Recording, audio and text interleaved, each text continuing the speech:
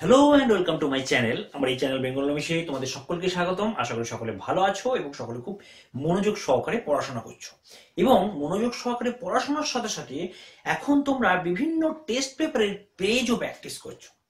কারণ যারা 2025-এ উচ্চ মাধ্যমিক দেবে তাদের কিন্তু এখন টেস্ট পেপার প্র্যাকটিস করা খুব দরকার। তো আমি এই জন্য আজকে এবিটিএ টেস্ট পেপার যেটা আছে সেই টেস্ট পেপারের এসি 126 পেজের যে ইকোনমিক্স পেজ আছে সেই পেজের যে শর্ট কোশ্চেন গুলো আছে সেই শর্ট কোশ্চেনের শুধু উত্তরই বলে দেবো না, প্রত্যেক উত্তর বার করার টেকনিক কি, অর্থাৎ কোশ্চেনটা যদি একটু এদিক ওদিক করে দেয় সেক্ষেত্রে তোমরা কিভাবে বার করবে সেই পদ্ধতিটাও শেখাও। তো তার জন্য কি করতে হবে, তোমাদেরকে ভিডিওটাকে শুরু থেকে শেষ পর্যন্ত মন দিয়ে দেখতে হবে। যদি ভালো লাগে তো অবশ্যই তোমার যে সমস্ত বন্ধু বান্ধব আছে যাদের ইকোনমিক্স আছে অবশ্যই তাদের সাথেই শেয়ার করবে। ওকে, দেখো এবিটিএ টেস্ট পেপারের এসি 126 পেজের প্রথমেই যে কোশ্চেনটা দিয়ে শুরু করা হয়েছে সেটা হচ্ছে লেফাফা বা মোড়ক রেখা বলা হয়। প্রথমে একটু কথা বলি, লেফাফা মানে কি? লেফাফা মানে হচ্ছে একটা খামের মধ্যে বা মোড়ক রেখা। মোড়ক মানে আমরা দেখবে দোকানে মাল আনতে গেলে মোড়ক বলা হয়, মুড়িয়ে দেওয়া জিনিসটাকে বলা হয়। সেই মোড়ক মানে কি? একটা জায়গার মধ্যে কিছু ঢুকে সেটাকে মুড়িয়ে দেওয়া হয়। তো লেফাফার বা মোড়ক রেখার উদ্দেশ্য কি? বলছে লেফাফা মোড়ক রেখা বলা হয় কাকে না, উত্তরটা কি হবে আশা করি তোমরা বুঝতে পেরেছো, তবু আমি বলে দিচ্ছি এটাকে বলা হবে এলএসি রেখাকে। এলএসি রেখা কেন বলা হয়? এলএসি রেখা তৈরি করা হয় অ্যাকচুয়ালি এইভাবে, একটা এসি একটা এমসি, একটা এসি একটা এমসি, একটা এসি একটা এমসি, একটা এসি একটা এমসি, একটা এসি এমসি, এইভাবে এসি এবং এমসি অনেকগুলো short run average cost curve এবং short run marginal cost curve নিয়ে মোড়ক রেখা তৈরি হয় বলে এটাকে বলা হয় এলএসি রেখাকে বলা হয় মোড়ক রেখা। এদিকে কিউ মাপা হয়, এদিকে এলএসি মাপা হয়। ওকে, 2 নম্বর কোশ্চেনটা হচ্ছে এবিসি রেখার নিম্নতম বিন্দুকে বলা হয়। ছবিটা সবাইকে আঁকতে হবে। এবিসি রেখাটা আনো। এবিসি রেখা কিরকম হয়? এবিসি রেখা নিম্নতম বিন্দুকে বলা হয়, নর্মালি এসি এরকম দেখতে হয়, পুরোটা আঁকতে হবে নাহলে বুঝতে পারবে না। এমসি এরকম দেখতে হয়, এবিসি এইরকম হয়। এবার কথা হচ্ছে এবিসি রেখার নিম্নতম বিন্দু মানে এই বিন্দুটাতে কি হয়, তাই তো? এই বিন্দুর নিচে যদি পি বা এআর বা এম আর যদি নেমে যায়, এর থেকে নিচে হয়ে যায়, তাহলে যতটা উৎপাদন ব্যয় হচ্ছে সেটা কিছুটাই উঠবে না। ভেরিয়েবল কস্টে কোনোটাই উঠবে না। এর জন্য উৎপাদন বন্ধ করে দেওয়া ছাড়া কোম্পানির কোনো রাস্তা থাকবে না। ওই জন্য এবিসি রেখার নিম্নতম বিন্দুকে বলা হয় উৎপাদন বন্ধের বিন্দু। দুয়েরটা ওকে। এর পরবর্তী প্রশ্ন হচ্ছে যোগানের নিয়ম কার্যকারী হলে যোগান রেখার ঢাল কিরূপ হবে? যোগান রেখার নিয়ম কি? দাম বাড়লে যোগান বাড়বে, দাম কমলে দ্রব্যের যোগান কমবে। তাহলে এটা কিরকম দেখানো হয়? সিম্পল, এদিকে আমরা পি মাপি, এদিকে আমরা কিউ মাপি, এটা ঊর্ধ্বমুখী একটা সরলরেখা হবে, অর্থাৎ ধনাত্মক ধনাত্মক ঢাল বিশিষ্ট একটা রেখা হবে। ওকে, এর পরবর্তী কোশ্চেন হচ্ছে একচেটিয়া ক্ষমতা পরিমাপ করার জন্য লার্নারের সূচকটি হলো। একচেটিয়া ক্ষমতা পরিমাপের জন্য লার্নারের সূচকটা কি? P minus MC by P, এটাও লেখা যায়, অথবা 1/EP এটাও লেখা যায়। দুটোই দিতে পারে, কিন্তু তোমাদের এখানে অপশন আছে P minus MC by P, অর্থাৎ এ। ওকে, সামগ্রিক চাহিদা রেখার যেখানে 45 রেখাকে সরলরেখায় ছেদ করে সেখানে ভারসাম্য ড্যাশ নির্ধারিত হয়। সামগ্রিক কি? সামগ্রিক চাহিদা কি? সামগ্রিক চাহিদা aggregate demand equals to C plus I plus G যদি দেশটা ক্লোজড হয়। ছবিটা কিরকম হয়? 45 ডিগ্রি লাইন, এদিকে আমরা ওয়াই মাপছি, এদিকে সি মাপবো, আই মাপবো, জি মাপবো। তাহলে এবার 45 ডিগ্রি লাইন, এটা সামগ্রিক চাহিদা যদি এরকম হয়, C plus I plus G যদি এটা হয়, তাহলে এইখানে যেটা পাওয়া যায় সেটাকে ওয়াই স্টার বা ভারসাম্য জাতীয় আয় বলা হয়। অর্থাৎ এখানে কি আছে? জাতীয় আয় এ। ওকে, পরবর্তী প্রশ্ন হচ্ছে প্রান্তিক ভোগ প্রবণতা যদি 0.8 হলে সরকারি ব্যয় গুণকের মান হবে। সরকারি ব্যয় গুণক কি? DY DG equals to 1/1 minus B. এখানে বি এর মান কত বলে দিয়েছে? 0.8, তাহলে 1/1 minus 0.8 equals to 1/0.2 equals to 10 দশমিকটা পদ্ধতি তুলে দিচ্ছি, বাই 2 সমান 5। তাহলে উত্তর কি হবে? ব্যয় গুণকের মান হবে 5। ক্লিয়ার? অঙ্ক ইকোনমিক্সকে একটু বোঝো, একটু ভেবে পড়ো। আমি চেষ্টা করি তোমাদেরকে উত্তর ডাইরেক্ট না বলে দিয়ে একটু ভেঙে দেখাতে কেন উত্তরটা হলো, তাহলে তোমাদের মনে থাকবে। শুধু উত্তরটা মুখস্থ করে যাওয়ার থেকে টেকনিক যেটা শিখলে, যদি পয়েন্ট এইটের জায়গায় কোনো মান বসিয়ে দেয় তোমাদের এটা বার করতে সুবিধা হবে, কারণ তোমরা তো জানো জিনিসটা কি, কিভাবে বার করতে হয়। এই জন্য শেখানো, একটু সময় দিয়ে দাও, তাহলে অবশ্যই বুঝতে পারবে, শিখতে পারবে। মেন ব্যাপার হচ্ছে শেখা। এর পরবর্তী কোশ্চেন হচ্ছে গিনি বা লরেঞ্জ অনুপাতের মান হবে ড্যাশ থেকে ড্যাশের মধ্যে। গিনি বা লরেঞ্জ অনুপাত কাকে বলা হয়? গিনি বা লরেঞ্জ, তোমরা যদি এই ছবিটা দেখে থাকো, এটা যদি লরেঞ্জ কার্ভ হয়, তাহলে এইটা যদি এ হয়, এটা যদি বি হয়, তাহলে গিনি বা লরেঞ্জ অনুপাত হবে এ বাই এ প্লাস বি। এবার এটার মান 0 হয় অথবা 1 হয়, এবং এর থেকে জি স্মল জি ইজ লেস, অর্থাৎ সব থেকে বেশি হলো 1, মানে যেখানে ভারসাম্য সব থেকে বেশি, মানে ধনী এবং দরিদ্রের মধ্যে বৈষম্য সব থেকে বেশি, আর 0 হলে কোনো বৈষম্য নেই, মানে যখন এই লাইনটা এই লাইনের উপর চেপে যায়। তাহলে এখানে মান হবে 0 আর 1 এর মধ্যে। তারপর পরবর্তী কোশ্চেন হচ্ছে দারিদ্র্যের গভীরতা পরিমাপ করার জন্য মাতৃগন্তি পদ্ধতি অপেক্ষা ড্যাশ পদ্ধতি উন্নততর। মাতৃগন্তি পদ্ধতি অপেক্ষা আরেকটা পদ্ধতি আছে, যেটাকে বলে অমর্ত্য সেন দিয়েছিলেন, যে দরিদ্রের নিচে যারা আছে তার সেই নিচে থাকারও তো একটা কাছাকাছি হয়। যদি 50-এ দারিদ্র রেখা হয়, যদি 49 কেউ পেয়ে থাকে সেও দারিদ্র, আবার কেউ যদি 5 টাকা ইনকাম করে থাকে সেও দারিদ্র, তাহলে এই যে গ্যাপটা, এটাকে দারিদ্রের ফাঁক, এটা অমর্ত্য সেন দিয়েছেন। দেখো একে। এর পরবর্তী কোশ্চেন হচ্ছে একচেটিয়া কার্বন অনুসন্ধান কমিটি গঠিত হয়। এটা গঠিত হয়েছে কত সালে? 1964। এই ধরনের কোশ্চেনগুলো তোমরা মুখস্থ করে দিতে পারো সালগুলো, কিন্তু কিছু কোশ্চেন আছে যেগুলো একটু বুঝলে সব থেকে ভালো হবে। এটা হবে 1964। এর পরবর্তী কোশ্চেন, নিচের কোনটি নরসিংহ কমিটি সুপারিশ নয়? নরসিংহ কমিটি ব্যাংকের ক্ষেত্রে সুপারিশ করেছিল 1991-এ। তো এখানে উনি যেগুলো বলেছেন, কোনটা নয় বলেছে, এর মধ্যে নয় হচ্ছে, দেখো অগ্রাধিকারের ক্ষেত্রে ঋণ কমাতে হবে, এটাও বলেছিলেন। নিষেধাজ্ঞা কমাতে হবে, এটাও বলেছিলেন।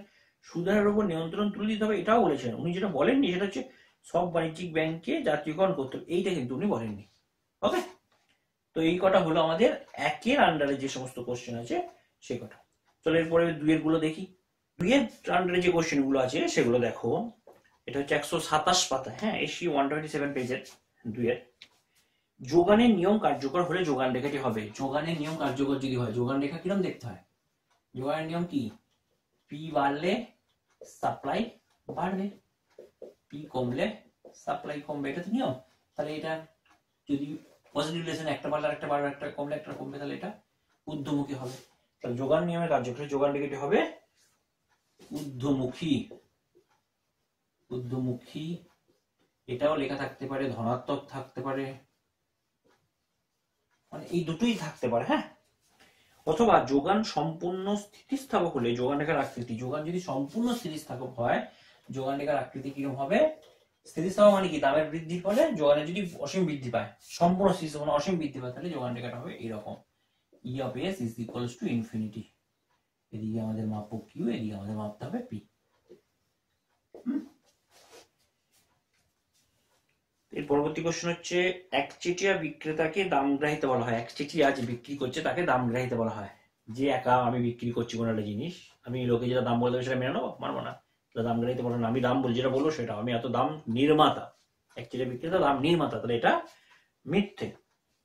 একই দ্রব্য বিভিন্ন দামে একই দ্রব্য বিভিন্ন বাজারে বিভিন্ন দামে বিক্রি করাকে ড্যাশ বলা হয়। একটাই দ্রব্য বিভিন্ন দামে বিভিন্ন বাজারে বিক্রি করাকে বলা হয় দামের পৃথকীকরণ।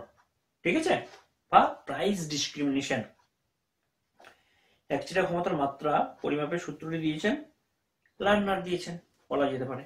এটা আমরা প্রথমেই কোশ্চেন আছে P minus MC by P. Markup ব্যবস্থা কাকে বলে? এটা তোমরা জানিও আমাকে, মার্কআপ ব্যবস্থা কাকে বলে ডিটেলস লিখে। এর সঙ্গে আছে অথবা আছে মার্কআপ তত্ত্বের প্রবক্তা তো ক্যালস্কি, মার্কআপ তত্ত্বের প্রবক্তা। প্রসার চলের সকল মানের উপর নির্ভর করে। প্রসার মানে রেঞ্জ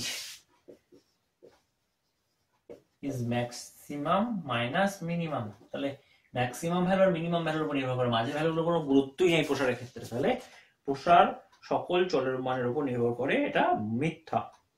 সমক পার্থক্য চলের সকল মানের উপর নির্ভর করে, সত্য মিথ্যা? অবশ্যই।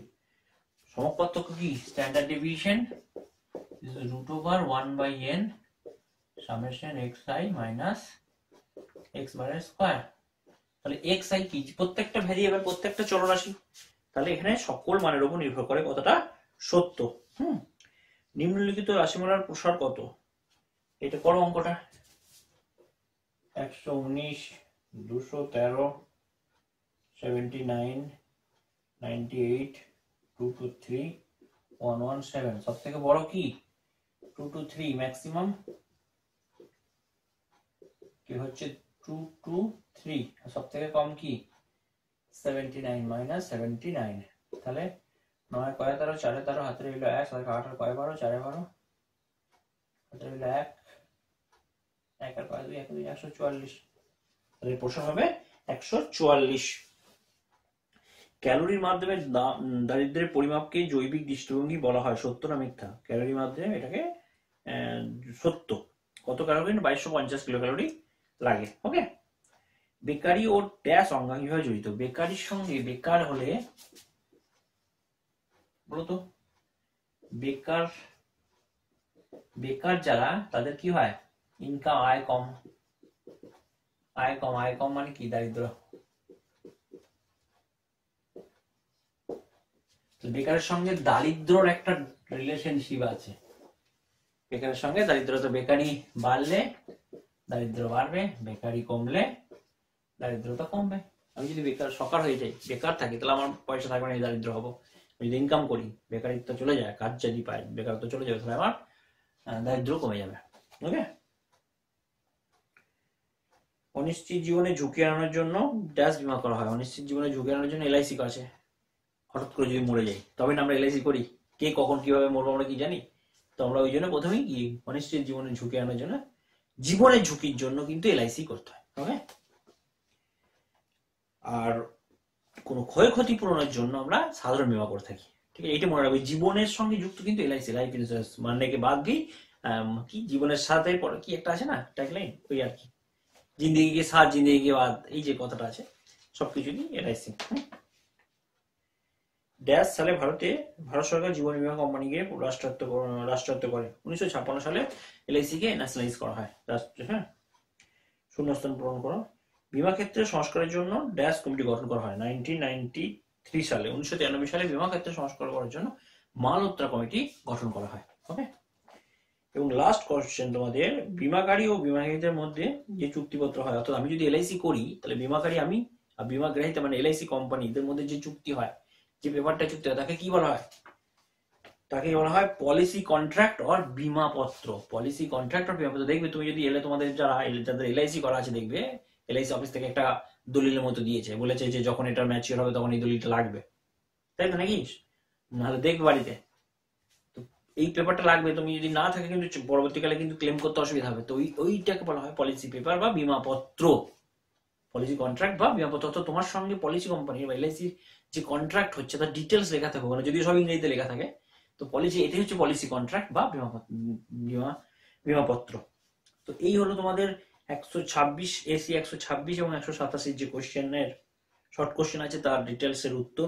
আশা করি তোমরা দেখেছো শুরু থেকে শেষ পর্যন্ত। যদি বুঝে থাকো এবং যদি তোমাদের ভালো লেগে থাকে, সব থেকে ইম্পর্টেন্ট কথা, দেখো ভিডিও তো অনেকেই হয়, অনেকজনাই করে, অনেকেই উত্তর বলে দেবে, কিন্তু যদি এই ভিডিওটার মধ্যে তোমার ইনফরমেটিভ কিছু মনে হয়, অ্যাকচুয়ালি তুমি এই যে 10 মিনিট 15 মিনিট টাইম দিয়ে দেখলে, যদি মনে হয় যে তুমি কিছু শিখলে, এইভাবে শেখালে তুমি শিখতে পারবে, তাহলে তোমরা আমাকে একটু কমেন্ট করে জানিও। তাতে কি হয় বলো তো, আমি একটু উৎসাহ পাবে এই ধরনের আরো ভিডিও করতে।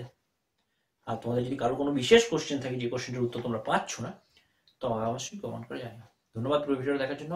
সকলে খুব ভালোভাবে পরীক্ষা দাও এবং তোমাদের সকলের আমি উজ্জ্বল ভবিষ্যৎ কামনা করি।